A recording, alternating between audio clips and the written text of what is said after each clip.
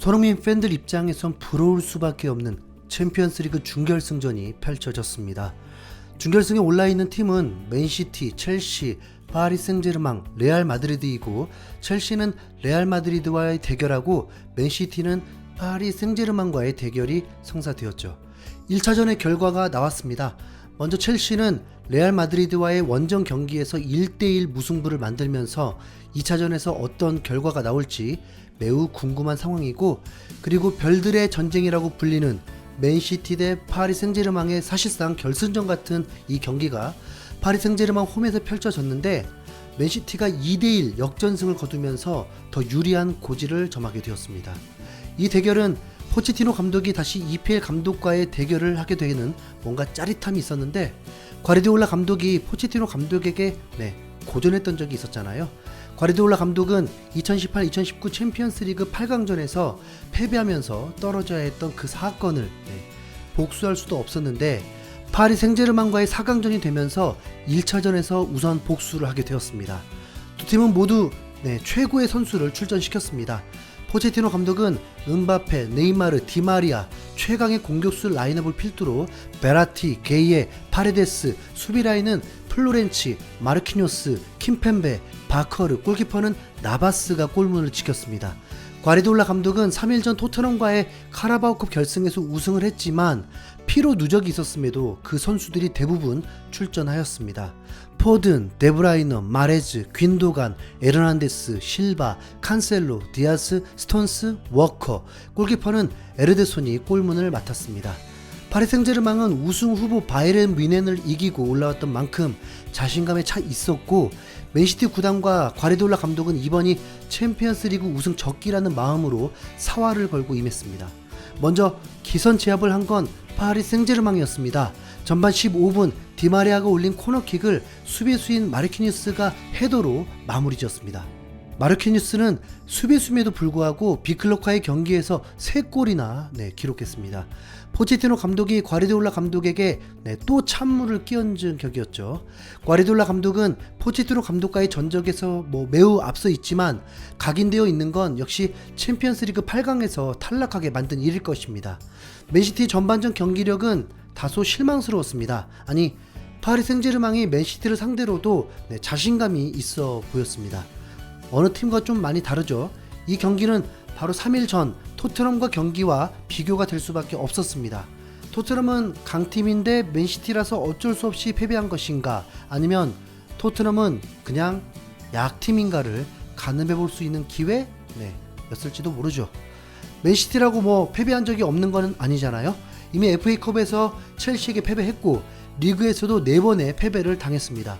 그중 한 팀이 바로 토트넘이었죠. 파리 생제르맹과 맨시티는 서로 기회만 되면 전방 압박을 하며 강도를 높였고 시청하기에도 흥미진진함을 느끼게 해주었습니다. 맨시티는 전반전에 큰 기회를 얻지 못하고 점유율은 근소하게 앞섰지만 슈팅에서도 4대9로 밀렸고 스코어도 0대1로 뒤진 채 후반전을 맞이했습니다. 맨시티에게도 성과가 있었던 것은 은바페를 꼼짝 못하게 했다는 것입니다. 은바페는 슈팅 자체가 없었습니다. 후반전엔 과르디올라 감독이 과감하게 제일 먼저 윙백을 교체하는 수를 쓰게 되었습니다.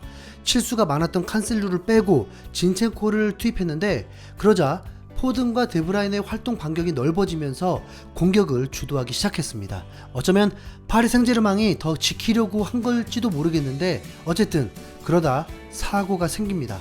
공격은 잘 풀리고 있지만 파리 생제르맹의 수비를 뚫지 못하고 있는 사이 데브라이너가 문전으로 크로스를 올렸는데, 데브라이너의 정확한 킥으로 볼 때 당연히 선수들이 경합하면서 헤딩이 나올지 알았겠지만 특히 나바스 골키퍼가 다른 변수는 생각 못했는지 데브라이너의 크로스가 아무도 헤딩을 하지 못하고 바운드 되더니 골이 되어버렸습니다. 사실 빅클럽 경기 간에 이런 골은 참 김 빠지게 만드는 골이었죠. 맨시티는 어찌됐든 골이 되니 기쁠 수밖에 없었습니다. 귀중한 원정에서 골이었고 동점골이었으니 더 좋은 청사진을 그릴 수 있었습니다. 그 청사진은 바로 7분 뒤에야 나오게 됩니다. 사실 파리 생제르맹은 맨시티의 공격을 잘 차단하면서 특별한 위협을 당하지 않는 수비력을 자랑하고 있었습니다. 실점도 수비수의 문제는 전혀 아니었죠.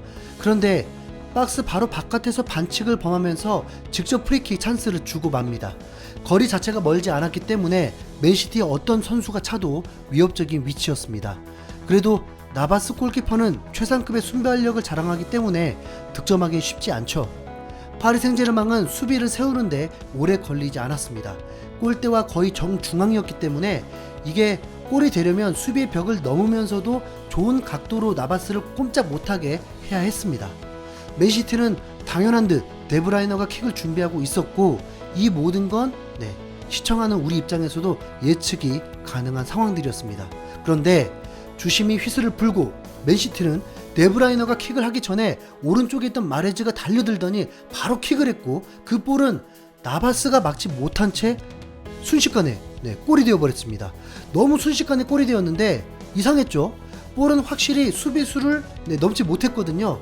그럼 굴절로 들어갔나 했는데 느린 장면으로 나오는 순간 정말 입이 떡 벌어지는 골이었습니다. 선수와 선수 사이에 작은 틈이 하나 있었는데 그 사이로 마레즈가 볼을 통과시켜 빨래줄처럼 왼쪽 골대 끝으로 정확히 들어간 것입니다. 선수들이 슈팅의 정확성을 높이기 위해서 골대를 맞추는 훈련이나 서로 내기를 하는 건 봤지만, 선수와 선수 사이에 작은 틈이, 아니 그 틈이 날지 안 날지도 모르는데 어떻게 그렇게 정확히 그 틈 사이로 공이 들어갔는지 신기하기만 했습니다. 경기를 마친 후 그 이유가 밝혀지긴 했습니다. 100% 뽀록이라고 하죠. 운이 좋았던 것입니다. 마레즈는 경기 후 인터뷰에서 솔직히 수비 벽을 돌아서 들어가는 슈팅을 시도한 건데 실수했다. 운이 좋게도 상대 수비 2명 사이를 통과하면서 골이 들어갔다, 이렇게 전했습니다. 마레즈는 토트넘과의 경기에서도 슈팅을 퍼부었지만 별로 정확성이 없었거든요. 실제는 결국 자신의 예상과 전혀 다른 각도로 슈팅이 된 건데 하필 그 실수된 볼이 선수와 선수 사이에 있는 틈으로 가게 되면서 골이 된 것입니다. 나바스 골키퍼도 너무 황당했는지 축구공을 바닥에 내팽개쳐 버렸습니다. 혹시나 앞으로 선수들이 이런 슈팅 하려 하진 않겠죠? 이미 점프를 계산하면서 땅볼로 슈팅을 하는 게 유행되다가 결국 수비수 한 명이 바닥을 눕는 수비까지 나왔는데 어쩌면 선수들이 이제 팔짱 끼고 점프하는 상황도 나오겠네요. 맨시티는 정말 운 좋은 2골을 넣게 되었습니다. 이 별들의 전쟁에서 서로 위협적인 슈팅은 없었고 3골 모두 세트피스에서 나온 것입니다. 홈에서 뒤지고 있는 파리 생제르맹은 이제 무조건 공격으로 나설 수밖에 없겠죠. 그런데 여기서 어디서 많이 본 듯한 경기력이 나오게 됩니다. 파리 생제르맹은 남은 20분 동안 슈팅 한 개 때리지 못하고, 그러니까 최강 듀오라는 음바페 네이마르도 맨시티 앞에선 아무것도 하지 못한 채 패배하고 맙니다. 그 이유는 오히려 엎친 데 덮친 격으로 게예가 균도안에게 거친 백태클을 하면서 퇴장을 당하기까지 했습니다. 결국 파리 생제르맹은 맨시티에게 홈에서 1대2로 패배하며 원정길에서 2골 이상을 넣으며 승리해야 하는 부담을 안게 되었습니다. 패배 후 포체티노 감독은 아쉬움보다 실망스러운 감정을 드러냈습니다. 챔피언스리그 준결승과 같은 무대에서 이렇게 쉽게 2골을 내줬다는 사실에 매우 실망했다.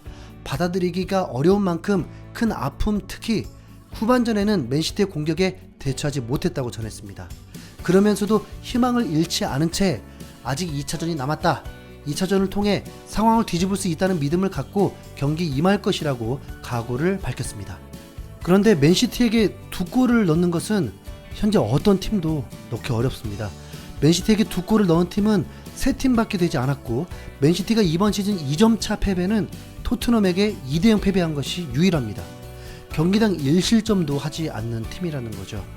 과르디올라 감독은 우리는 큰 대회 경험이 많지 않았다. 전반전에는 너무 긴장했다. 하지만 후반전에는 이 흐름을 바꿔냈다. 후반전에 한해서는 매우 만족한다. 우리는 우리만의 방식으로 충분히 잘하고 있다. 2차전에서도 오늘 후반전에 그랬듯 우리의 경기를 펼칠 수 있을 것이라는 다소 뻔뻔한 자신감을 보여줬습니다. 왜냐하면 데브라이너도 동점골에 대해서 운이 좋았다고 했고 마레즈도 역전골이 운이 좋았다고 했었으니까요.